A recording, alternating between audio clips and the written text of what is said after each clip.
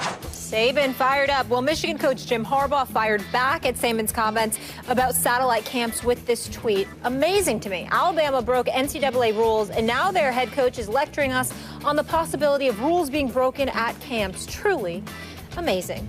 Skip Bayless, whose side are you on here, Harbaugh or Saban? Stephen A. and Molly, I'm definitely on Jim Harbaugh's side here.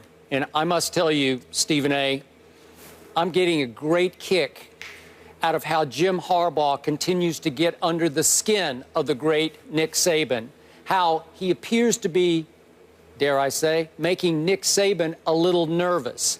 And I'm loving it that a Big Ten coach has the audacity, as you would say, the unmitigated gall to stand up to an all-powerful SEC coach. Jim Harbaugh is coming. Nick Saban knows he is coming. I, for one, would not bet against Jim Harbaugh winning a national championship in the next couple or 3 years. I wouldn't bet against it. Now, I get Coach Saban's one big problem here.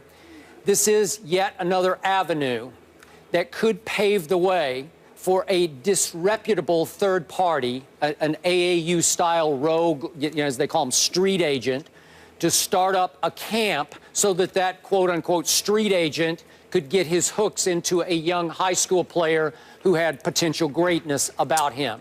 It's the whole AAU syndrome that has plagued college basketball. So Coach Saban is saying, well, why would we open that potential Pandora's box, as we just talked about?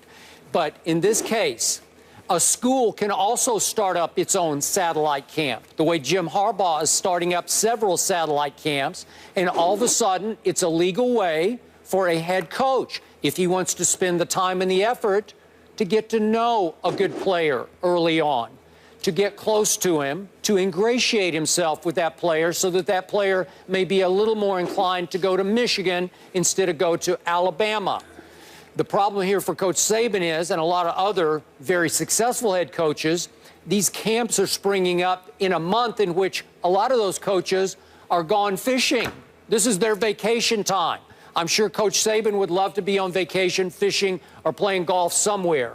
But no, Coach Harbaugh is taking no vacations because he is trying to build something at Michigan, and now he has a legal way through a satellite camp to build it more quickly, to make more inroads against an Alabama or any big SEC power. I got to tell you, I love it. Well, I don't mind it. I'm not on anybody's side here, and I'll openly confess to you, Skip, I kind of need your help on this matter, because when you talk about the satellite camps, my recollection of it is that satellite camps allows a football coach to travel long distance to work as a guest, not a host, but a guest. Okay? But you can run the camp. At camps hosted by other institutions. You can go and run the camp as a guest a particular day or whatever the case may be. You're not allowed to host it, right? You can be an instructor. You can teach drills and absolutely. And you know, any sort of, you don't do strategy. That's my understanding of it. Technique, That's my understanding of it. But here's where the trick comes in, okay? Usually, as it pertains to the SEC and the ACC, at least as of last year, if you were outside a 50-mile radius, you were prohibited from participating in it in certain conferences, like the ACC or the SEC. Correct. But that's not the case in the Big Ten. No. Well, now it's not. Now nationally, the NCAA first outlawed the camps and now is saying recently it's okay. It's okay. Yeah. So what I'm saying is, originally, Jim Harbaugh's zest to do this almost had an unfair advantage, because if you can use such a phrase when it comes to the SEC, you know, he almost had an unfair advantage because his conference found it permissible, whereas the SEC did not. So Jim Harbaugh could come to a camp. Let's say they talked about some high-powered high school program in Prattville, you know, Alabama or something like that, right? He could go there, but Auburn and Alabama couldn't because it was 70 and 90 miles respectively away from that. Right. So that's an unfair advantage. But as long as the advantage is the same, then I have no issue with it. And then it does come across as Nick Saban crying sour grapes. Because as long as the rules are applicable evenly to everyone else, he should have no complaint. But if for some reason it's not, or for some reason this is yet another thing where you'd have to worry about violations coming down upon you by the NCAA because of their interpretation of what exactly is transpiring, then Nick Saban is making sense. Because I didn't hear him complaining about Jim Harbaugh.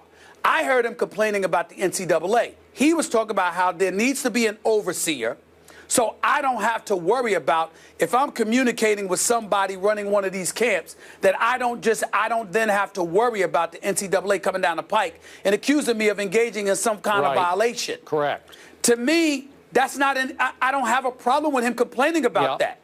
And to me, it's kind of lowball for Jim Harbaugh to get on Nick Saban about that if Nick Saban is complaining about the NCAA, because I don't hear him complaining about the satellite camp as it pertains to Jim Harbaugh. I hear him complaining about the satellite camp as it pertains to some action that the NCAA can, subsequently exact against a particular coach or a particular program. And considering how they nitpick, meaning the NCAA, I don't blame that for being a concern for any college football coach. Okay, I hear what you're saying, but in the big picture here, remember, Harbaugh fired back on Twitter by poking the bear, or at least the new Bear Bryant at Alabama, Nick Saban, because that's what he does. He referred to, that's right, he referred to an assistant that Nick had to let go, who lost his job because of a recruiting violation. So he's saying, what a hypocrite you are, because under your own nose, you had an assistant who messed up. So, again, that's some unmitigated gall on Jim Harbaugh's part. It is unmitigated gall on the part of Jim Harbaugh. And you know me, I'm a huge fan of Jim Harbaugh. But I would respectfully disagree with him here, and I think he's being insensitive to the actual argument that is being made. He's too busy looking at the individual and his program as opposed to looking at the argument that Nick Saban was making.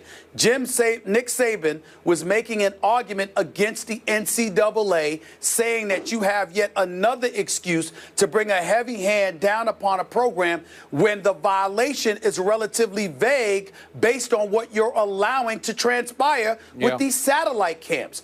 That's potentially a legitimate argument. No, it is, and that's what I said to start off with. But the point is, remember Jim Harbaugh at Stanford going after Pete Carroll at USC? Remember when he'd just go right after him publicly? And they clashed on the field after the game. Carroll, I can't remember what Carroll's line was. What's your problem, I think it was. Well, so Jim Harbaugh breaks all the coaching rules. That's fine. That's just the way. And we love him for it. And by the way, we love him for it. We love him for it. And I am a huge fan of Jim Harbaugh. But let's be clear. There's no national championship on his resume. No. Nor is there a Super Bowl title on his resume. No. So, almost. he might be coming.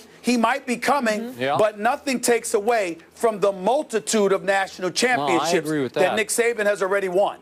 No, you're right. So pump the brakes just a little bit. Well-oiled machine there at Bama. According to ESPN Insider, Bama has the second-ranked freshman class coming in, and Michigan the sixth, so not too shabby on either end. Squad goals, Chef Curry or King James? Which superstar squad should be more confident heading into the rematch Thursday night? That's the debate next.